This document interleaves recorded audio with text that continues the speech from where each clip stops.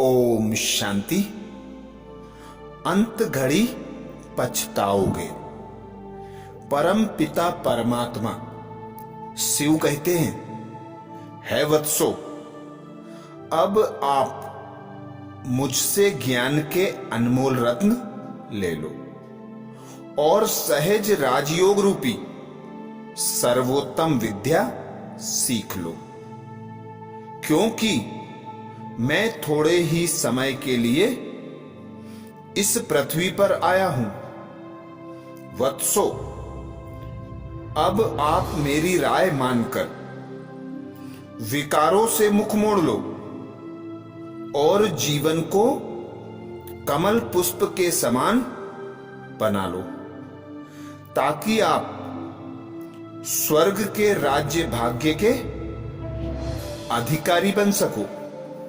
वत्सो, अब इस आसुरी, दुखी एवं पतित सृष्टि के महाविनाश में कुछ ही वर्ष शेष रह गए हैं। क्या आपको वर्तमान समय के चिन्हों को देखकर यह ख्याल नहीं आता कि निकट भविष्य में यहां प्राकृतिक आपदाएं, मूसल युद्ध, ग्रह युद्ध, अराजकता, संक्रामक रोग आदि महाघात करेंगे?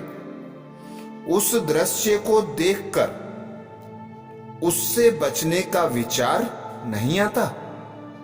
वत्सो, मुझ पिता का कल्याणकारी मत मानकर अब कर्मयोगी बन जाओ, वरना अंत समय पछताना पड़ेगा। शिव भगवानुवाच। परम पिता परमात्मा शिव के ये महावाक्य जो अब प्रत्यक्ष होने लगे हैं, युद्ध भी, महारोग भी, महाविनाश भी करीब आता दिखाई देने लगा है। तो अब उस पिता परमात्मा शिव को पहचानकर, खुद को जानकर, समय अनुसार खुद को परिवर्तन करने का समय आ गया है। तो अब शिव बाबा कहते हैं, बाबा से ज्ञान रत्नों को ग्रहण करो। राजयोग रूपी शिक्षा जिसका गायन है उसे धारण करो। यह सर्वोत्तम विद्या सिर्फ परम पिता परमात्मा निराकार शिव ही देते हैं, जो अभी इस समय भारत भूमि पर आए हुए हैं। उन्हें जानकर, उनकी याद में रहकर हर कर्म करना। शिव बाबा कहते, कर्मयोगी बन जाओ।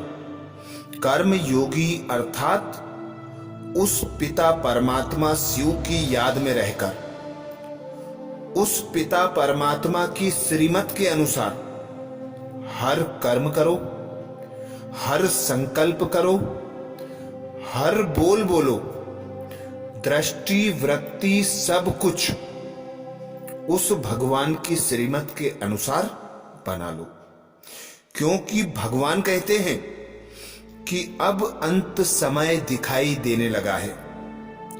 प्राकृतिक आपदाएं, मूसल युद्ध, ग्रह युद्ध, अराजकता, संक्रामक रोग आदि दिखाई देने लगे हैं। तो अब अंत समय नजदीक है।